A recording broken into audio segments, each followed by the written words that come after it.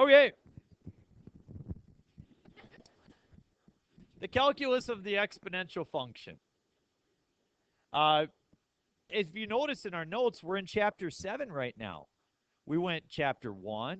Actually, we just skipped chapter 1 altogether. Then we went 2.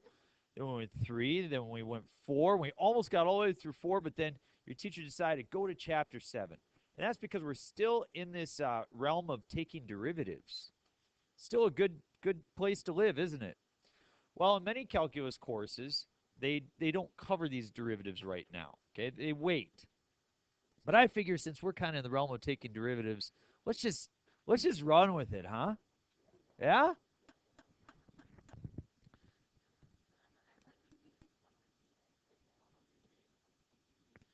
She had a bowl of sass for breakfast, it sounds like. So the big question is, what is the derivative of e to the x? What is the derivative of e to the x? Does anybody even remember what e to the x is? Okay, very good. E is a number, 2.71. Very good. Alex sees 100% that e to the x is the inverse of the logarithmic function. So e to the x and log of x, those are inverse operations. Very good. So that's why we talked about inverse functions yesterday. Okay. So e to the x is an exponential function. Heads on up like that. Models exponential growth. Super cool. The derivative of e to the x, I can't take time to prove this for you. I think it would just be a little bit too cumbersome. I don't think we'd have a lot of fun with it. But the derivative of e to the x is e to the x.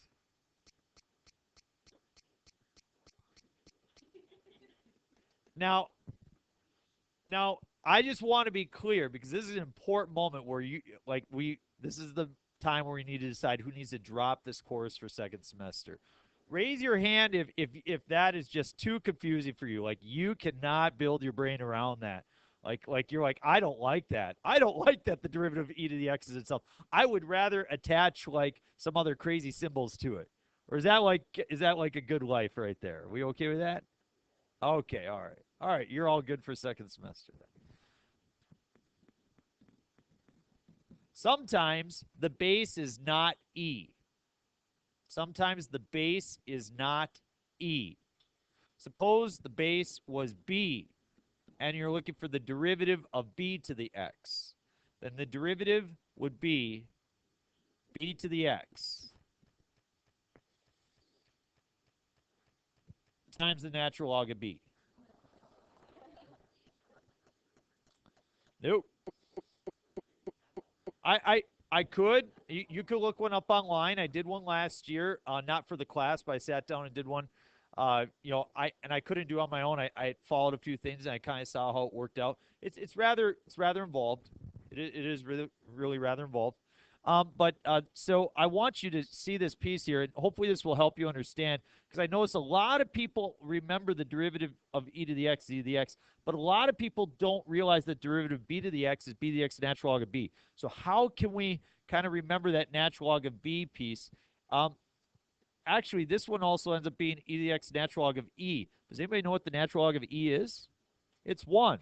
They cross each other out, and that's why you just have e to the x. So the natural log of e is right there. It's just that it cancels. Okay? So, all right, let's go to work. Find the derivative of the following.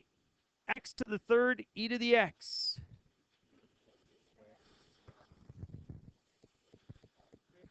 Product rule. Thank you. The derivative of x cubed is 3x squared. Derivative of e to the x is, or we don't take that derivative yet, plus x to the third times, now I got to take the derivative of e to the x, which is, and anytime you use the product rule or the quotient rule, you should look for a common factor. What's the common factor you could take out? X squared e to the x, and you are left with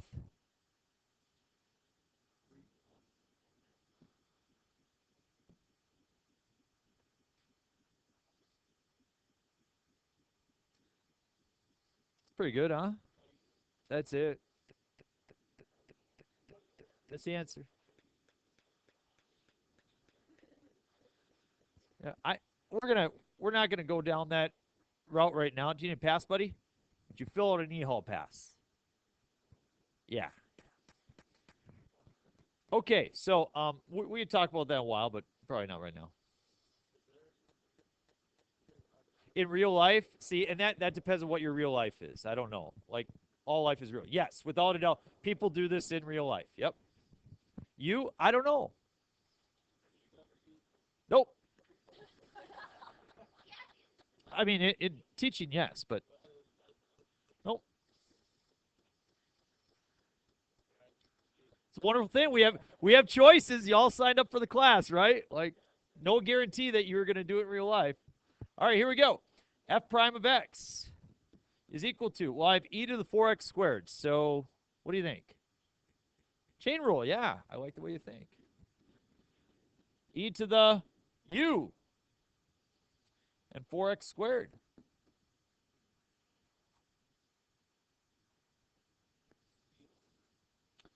E to the u, 8x. So we got 8x e to the 4x squared.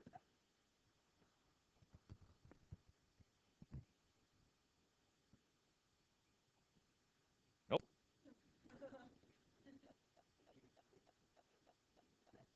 U.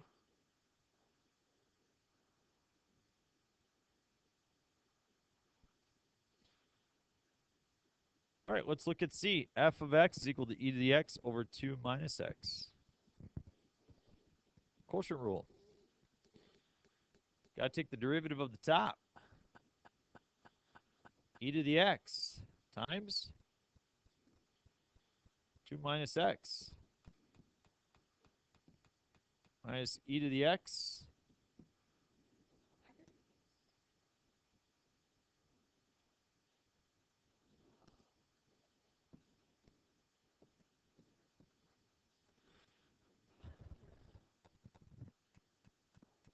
We all good with that? Okay, looks like I could factor out an e to the x out of the top, couldn't I?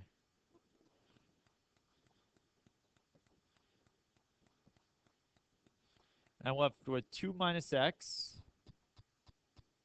plus 1 over 2 minus x, 20 squared.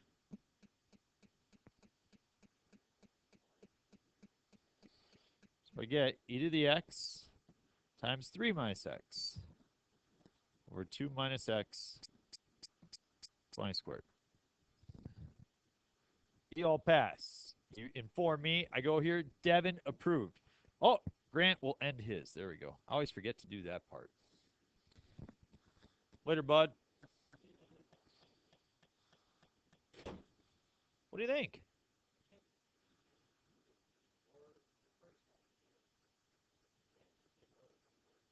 Just cross it all off. Well, you can't take out a 2 minus x because this thing doesn't have a 2 minus x. Nope. This doesn't have a 2 minus x.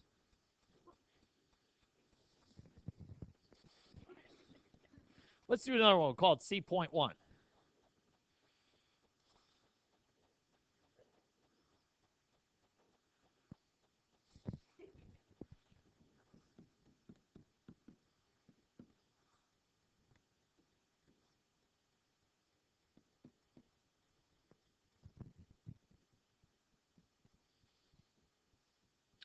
X times 4 to the 3x squared.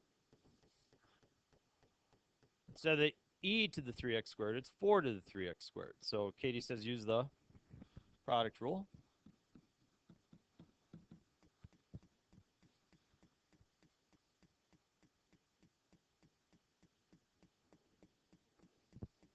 Okay, so derivative of x is 1, so I've got 4 to the 3x squared. Yeah, that's convenient, isn't it?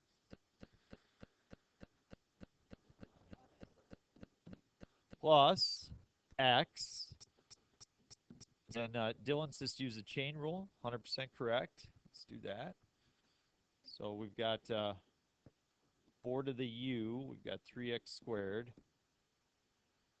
Got 6x. Derivative of 4 to the u. Yeah, 4 to the u, natural log of 4.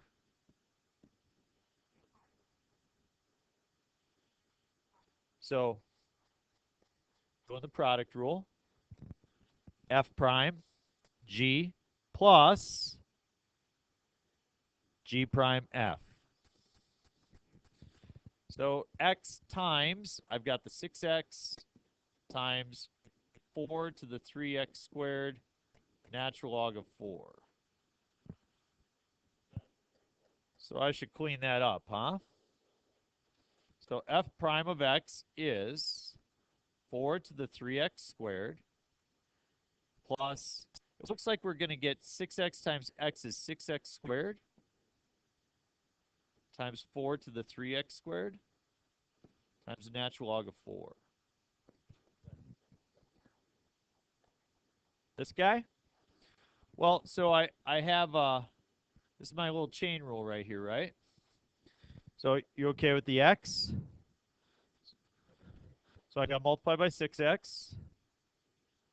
I got multiplied 4 to the u, which is 4 to the 3x squared, natural log of 4.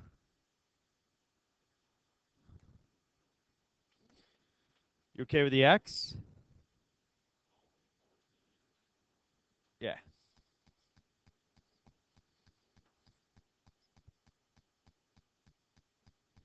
You good?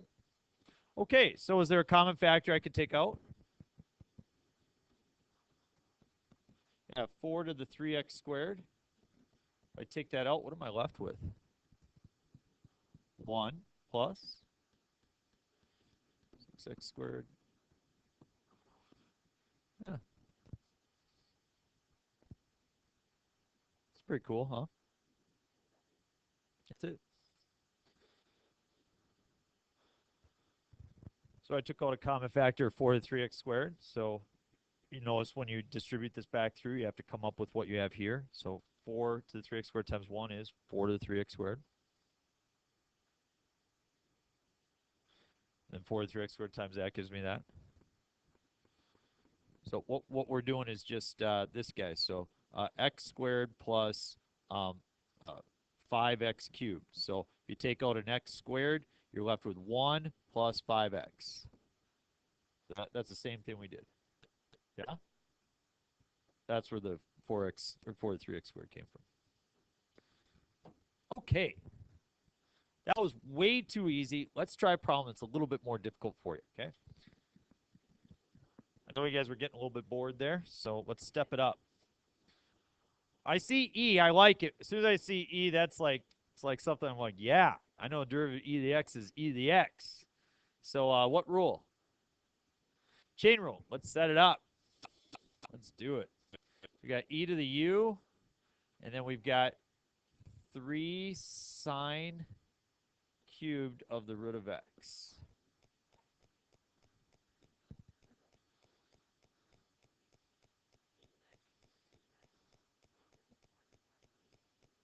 Well, that's like asking, if the if I take x to the 10th, the derivative is 10x to the ninth, right? But if I have, say, a 2x plus 1 to the 10th, why isn't the answer just 10 times 2x plus 1 to the ninth? Well, because you have to consider the rate of change of the inside as well. That's a chain rule composition. Same way here. You have the composition of multiple functions. We have multiple things changing rates here. So we don't just have e to the x. Got a bunch of other stuff going on up there. All right, so what do you think? Oh, we got to use chain rule again? Oh, boy. Okay. So how do I set this guy up? 3u cubed. Thank you. 3u cubed. What's the inside? Sine of the root of x. I like that. What's that? So it's not the cubed root, it's sine cubed. What's the derivative of 3u cubed? 9u squared. Derivative of sine of the root of x?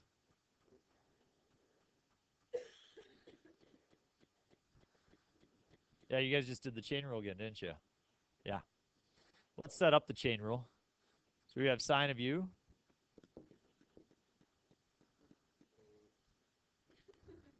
It could be a lot worse than this. Sine of u, we have the root of x. Derivative of sine of u.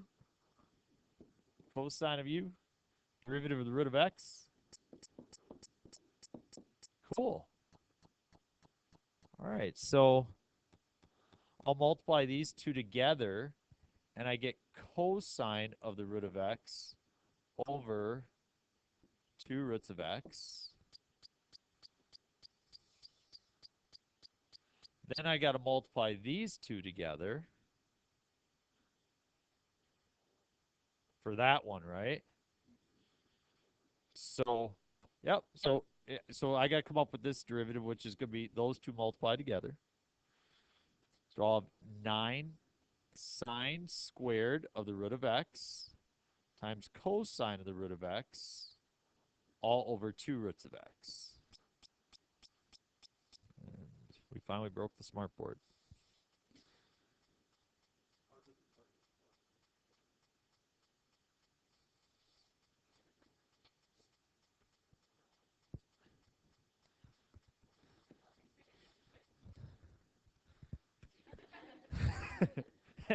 And now we'll simply multiply by e. And so we get e to the 3 sine cubed of the root of x times 9 sine squared of the root of x times the cosine of the root of x all over 2 roots of x.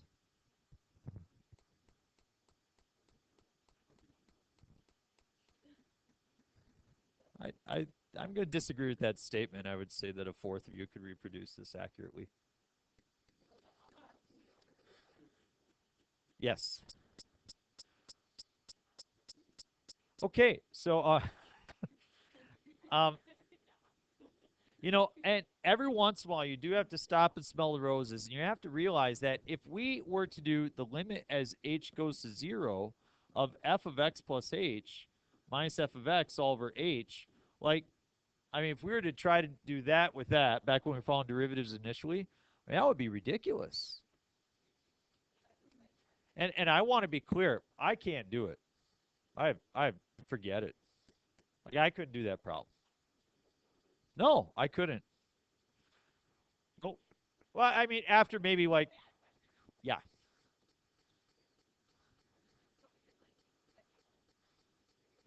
yeah. You, you square this. Yep. All right, flip it over. It's got like 2 problems left.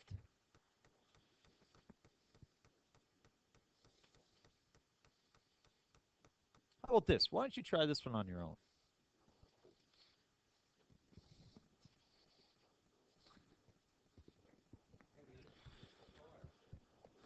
Okay, so let's look at where we set up.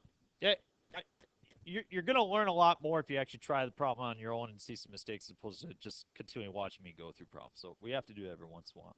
What you know, I set up the chain rule. Everybody okay here?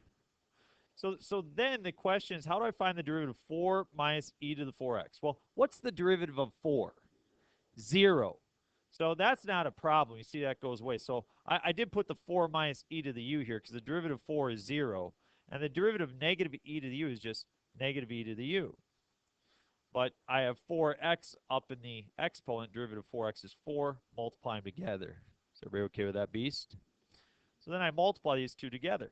As I multiply them, negative 4 times 1/2 is negative 2. I have my e to the 4x, and I have the root of u. And what goes in for u? This guy right here, which is why we always have that arrow for the chain rule. So, somebody make a simple mistake they'd like to share? Yeah.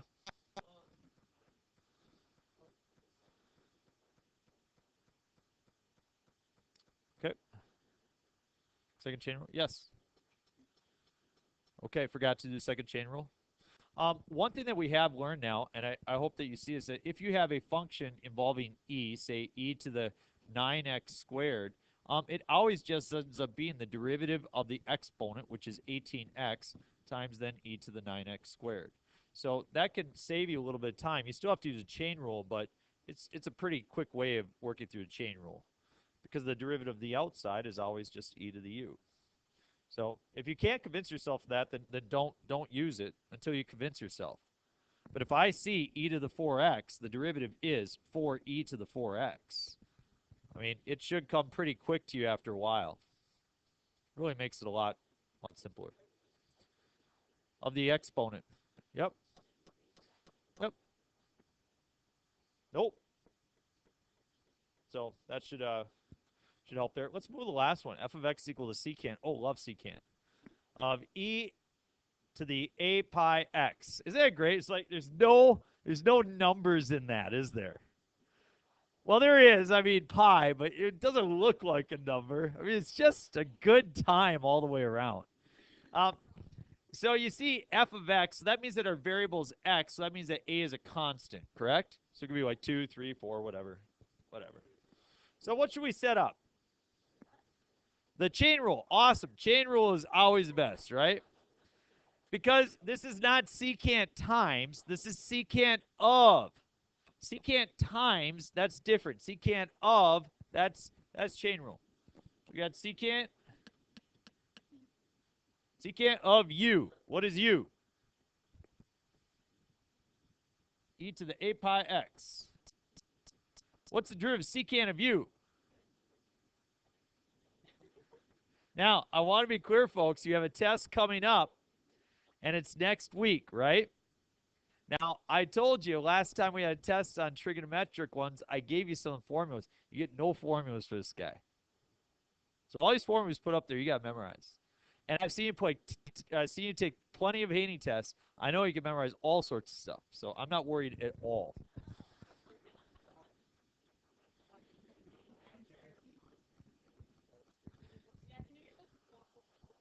Definitely not. You will memorize them all. Okay, secant of u, tangent of u. It's the beauty of being a teacher. You can do whatever you want. E to the a pi x, okay? So I'm not going to do, I will do the chain rule, but I'm not going to set everything up. I'm just going to look at it very plainly. What's the derivative of the exponent? A pi. So this is a pi e to the a pi x.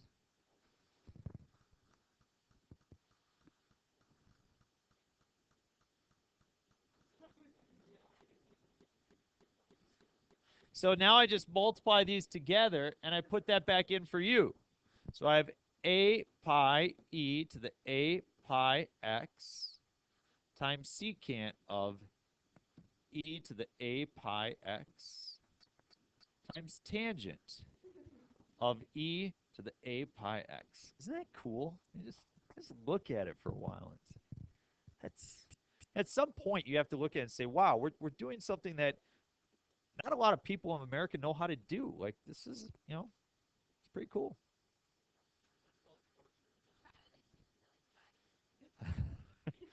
They only allow you to have one child. Yeah.